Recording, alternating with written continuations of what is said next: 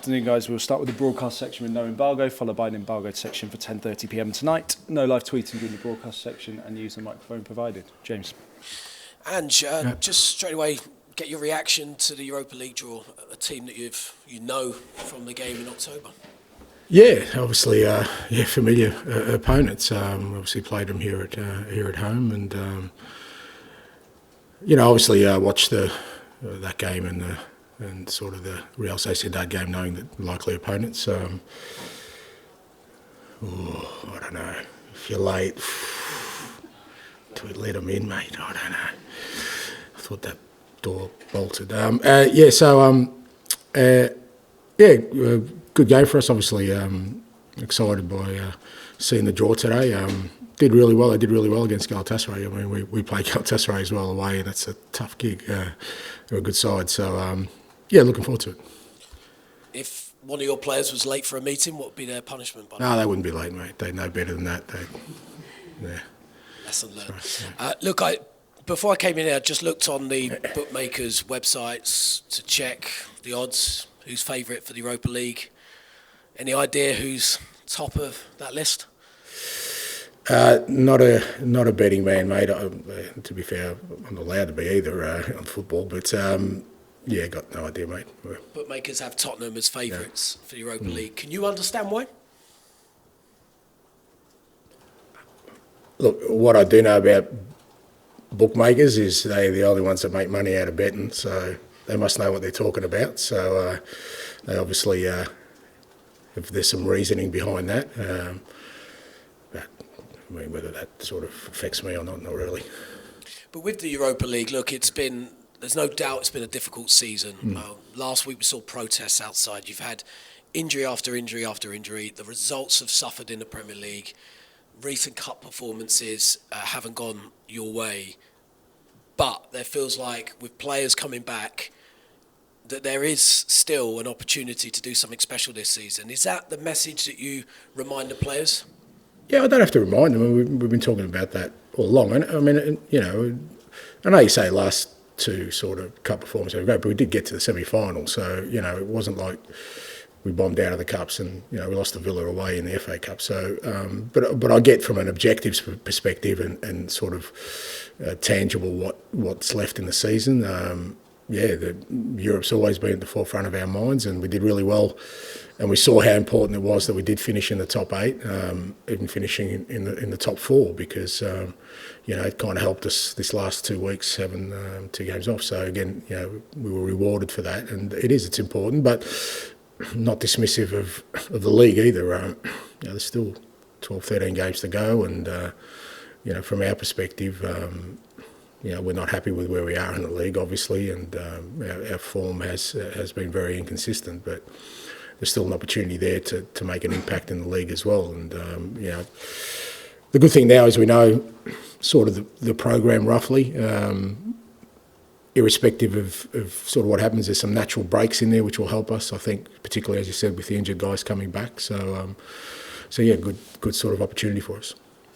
And let's talk about the injury list, the weekly Tottenham health report. What is the latest? Any new concerns? No new concerns. Sort of from last week, everyone sort of got through okay. 3 guys who sort of picked a knock up last week were all good. Obviously, again, having a full week to recover and prepare is good. And the other guys are ticking along well. We've got sort of now 2 games in obviously quick succession in the league. Good opportunity for us to get some match minutes into guys who've been out for a while. We saw Brennan and Wilson. Obviously Vic come back last week matters, but Destiny as well. We need to get him some match minutes, and these 2 games will give us an opportunity to do that. And then we've got a week before the sort of first Europa game. We've got the weekend off. So, and again, that's about the time we're hoping that guys like Romero and Mickey in particular, they should be in and around that sort of mark. And Richie and Dom not too far behind, to be honest. So, and again with that, we've got sort of 2 games before the international break, so we're kind of mapping it out and trying to sort of navigate a way where we can have a real sort of as fit and healthy squad as we have all year for the running. Charlie. Thanks, mate. Hi, Ange. It's been 2 straight weeks now where you haven't had that midweek game. So what has that done for your players, not just physically but mentally as well? I know some of them went away outside of the UK at the weekend. What has that done for them, do you think? Yeah, I think it helps enormously because, I mean, there's obviously the physical toll, which we kind of know, and just their bodies being able to recover as much as anything else. And then, like I said, mentally, it does. It takes its toll because you don't get a lot of time to switch off when you've got games constantly because, you're in recovery mode and then you've got to prepare for another game. You don't really have the energy to do anything else. So, sort of home life probably suffers a fair bit and the ability to switch off is difficult. So, we gave the boys 2 days off at the beginning of last week. We did a similar thing this week. And, I think you can see that in them that both physically and mentally they've really benefited from it, and sort of hopefully now it means that the remnants of that long run has sort of dissipated in their minds as much as in their bodies. But it's also allowed us then to really train well because they when they do come back in, they're refreshed, they feel good, and it means our training has become so much more sort of meaningful in the last 2 weeks. In terms of your opponents next, it's Ipswich away tomorrow. Obviously, you lost that reverse game back in November. What do you think you can take away from that game in particular going into tomorrow's one, or do you just feel it will be a completely different match? No, you take away things. They're a hard-working team. They're very well organised. They kind of managed the game really well against us. They obviously scored and got ahead, and we found it really hard then to sort of we had our moments to get back in the game, but we couldn't. So it's really important that we kind of don't allow that to happen again. Like I said, we know they're going to work hard, they're going to be well organised, they're going to fight for everything. So we've got to be in a mindset to match that, and at the same time still play our football. I think that's important. As I said last week. It was important we won and we played well, but I think there was areas we know we can be better, and that's the opportunity for us tomorrow. How big an opportunity is this weekend for your team to get that momentum, if they can win, to finally try and get back on track and gain some consistency? Yeah, look, that's the opportunity that does exist. We've obviously our last 2 sort of Premier League games, Brentford away and Man United at home, have been 2 important results for us to kind of try and arrest, the form in the league. But you need to keep doing that and backing that up. And tomorrow's an opportunity to do that. It's not easy when you're playing away from home and in the Premier League, and especially against a team that's fighting, like Ipswich are. So we know it's not going to be an easy one, but it is. It's an opportunity for us now to, get another strong performance, get another positive result, and like I said, hopefully provide a bit of a sort of foundation for us to kick on. Thanks. Hi Ange, hope you're well.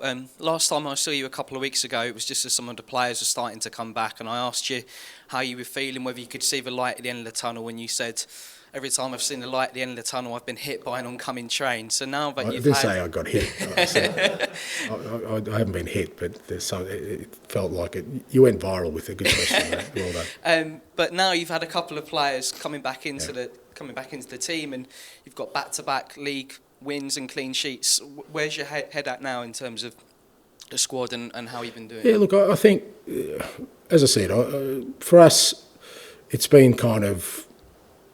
It's not just the guys coming back from injury, which are important, but they need time to sort of get up to speed. But it's just the ability for the existing guys to also recover. I mean, it wasn't just the injuries that affected us; it was the volume of games. Like if we weren't in the League Cup or the Carabao Cup, or if we weren't in Europe, and even with the players we had, if we had sort of one game a week, you'd still be able to manage it better. So. It's been hugely beneficial the last 2 weeks that, yes, we've got some significant players back, and we saw the benefit of that with Vic and Matters last week, and Brennan and Wilson being able to help.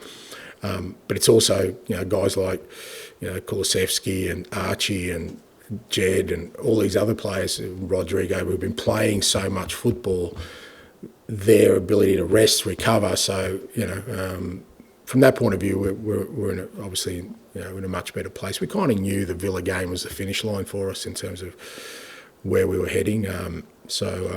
yeah, I think we benefited from last week. Hopefully we do the same thing this week.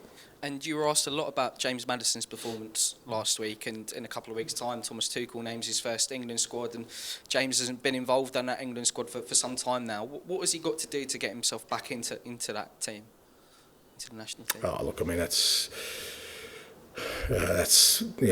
Thomas' kind of decision. I think what's important for us is that, you know, we keep Matt as healthy as possible. Because we know when he's, you know, in good physical condition, he's really important for us. We saw that last week. He kind of has a real ability to you know, make things happen. You know, in tight areas, score goals, assist goals. So that's where our focus. I think that's where Matt's focus is. You know, he just wants to stay healthy. He's obviously had a little bit of a disruption in recent times, and you know, if he plays well, like things like international honours tend to just sort of flow on from there. And lastly, I wanted to ask you about Matthias Tell and his performances since coming into the side. And what have you made of his start to life as a Tottenham player? Yeah, really positive. Really, I was happy to get him in. And again, for a young man who hasn't played a lot recently, obviously that was one of the reasons he was looking to kind of move to get more opportunities. I think, you know, I've kind of kept him out there for 90 minutes for both games just to build him up physically as much as anything else. But he's a willing worker, which is brilliant. You know, we've seen in both games he really works as hard as he can for the team, which is massive for us. And you know, the more he plays, the more he'll get into the rhythm of how we play. And even for himself as a striker, I think, you know, he needs the games to get up to speed. But yeah, he's done really well for us. Hugely important. And, yeah, hopefully with Dom not too far away, Richie not too far away, we'll have some real good options in that front third. Thanks, mate. Hi, Ange. Having normal training sessions again, which you were just speaking about, how much does that kind of fire up the coaching side of your brain? You've obviously had the management side and getting players through this period, but to actually get out there properly in high-intensity coaching? Yeah, look, it's, you know, I think there's two aspects of my role that you love more than most. One is game day and the other one is training, you know. This ranks a bit lower down, to be fair, this part of the job.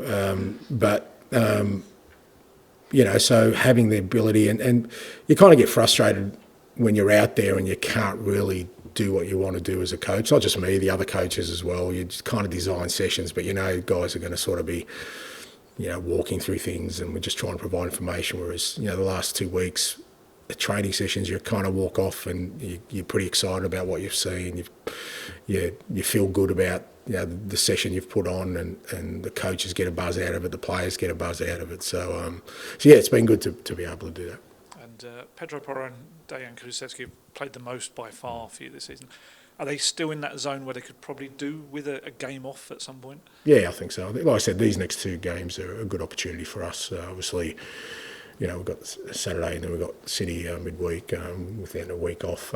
So I think these next 2 games, you know, it was great to give Archie just, you know, a moment to have a breather, even though we had to sort of put him on the end last week, because he's another one who's kind of racked up the minutes. But you're right, Pedro, you know, Kulusevski, you know, these kind of guys, we've got an opportunity with the players we've got back to still maintain good levels of performance, but also not, you know, give them a little bit of a rest. Because again, you know, once Europe kicks in, then we know we've got to play midweek, weekend again. So we want to make sure we've got enough in the tank, and we don't want to lose any players during this period either. So players like Destiny and Brendan Johnson, are they in a position where they can start matches now? Potentially, yeah. Whether it's tomorrow or Wednesday, definitely I think both, particularly both of them, need to sort of start getting their match minutes up. Wilson as well, but Wilson probably, you know, he's out the longest, so will be a little bit of a slower burner with him. But again, to play and play significant minutes is important. But in terms of starting, I think both Brendan and Destiny, whether it's tomorrow or Wednesday, we'd be certainly looking to get them involved. Just very quickly on Archie Gray, obviously he's kind of been your Mr. Fix-It, like been in so many different positions. When do you envisage maybe being able to give him kind of a chance in midfield at some point? I know that... the way it's going, never, mate.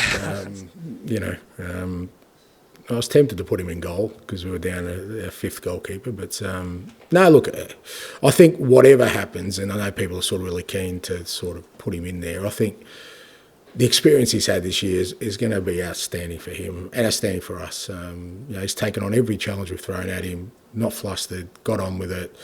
performed at a really good level, contributed to the team, all as an 18-year-old in his first year in the Premier League. You know, he'll get to where he needs to get to in good time, but this period here, I think, you know, is going to be enormously beneficial for him. Finish with George, please. And sort of going back onto Archie, I feel like at the start of the season, kind of Archie and Lucas and maybe Jed Spence all kind of had to prove they were kind of good enough to play in the Premier League and get regular minutes, which they have done over the last 2 months. How much of a difference does that make when you go into this sort of week where you got 2 games in 4 days and you know that those 3 guys can come in and the level shouldn't drop anymore? Yeah, massive. You know, I think I was consistent in saying that even through the most difficult period, I still felt we were getting growth, you know, and they're the kind of guys you go, you know, there is been so much growth in them. And I think you saw, even with Lucas last week, you know, he's becoming a man, you know, before our eyes, really. You know, he's not really, though you look at him now, and I know he's just turned 19, but he doesn't look like a young player anymore, you know, and I think that's because of the experience he's had in recent times where we've just had to throw him in and he's had to do jobs for us and make an impact. So I think, you know, him and Archie and you know, like I said, Jed's been brilliant in terms of the way he's come in. And the thing is with it, they're not just playing, they're actually, you know, making an impact. You know, they're really contributing, and that's great for us, as you said, with the period coming up, because, you know, hopefully with guys like Destiny back and, you know, obviously Mickey and Romero not too far away, and it just gives us some real strength in squad that we're going to need if we're going to compete Europa and League. We're going to need, we've already seen sort of the attrition rate, we're going to need a strong squad, so those guys are certainly going to be beneficial.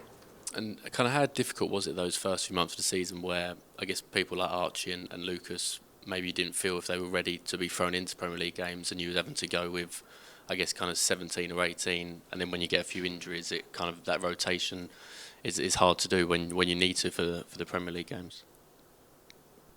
Sorry, mate, say that again. You lost me after. The first few months of the season, how difficult was it kind of only having, I guess, 17 or 18 that you could really trust in the Premier League? Because I guess Lucas and Archie got minutes in the Europa League. I'm not sure about trust, but I mean, I thought, I really thought that guys like, you know, Lucas and Archie could definitely contribute.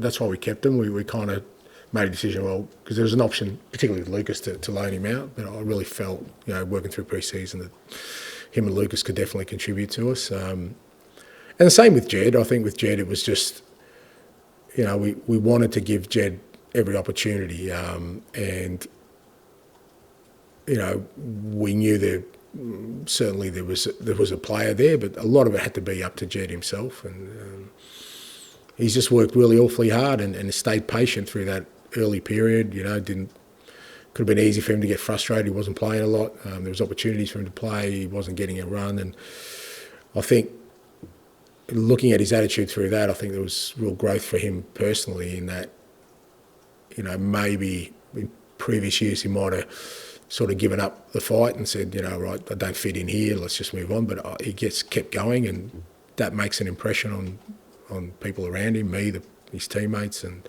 you know, he earned his shot at it, and he's just grown since then. And just finally, I think you mentioned last week that Christian Romero had a scan coming up. Has he had that? And is that? Yeah, he's had that, and it's going well. He's in a good place. So, like I said, with him and Mickey, it's just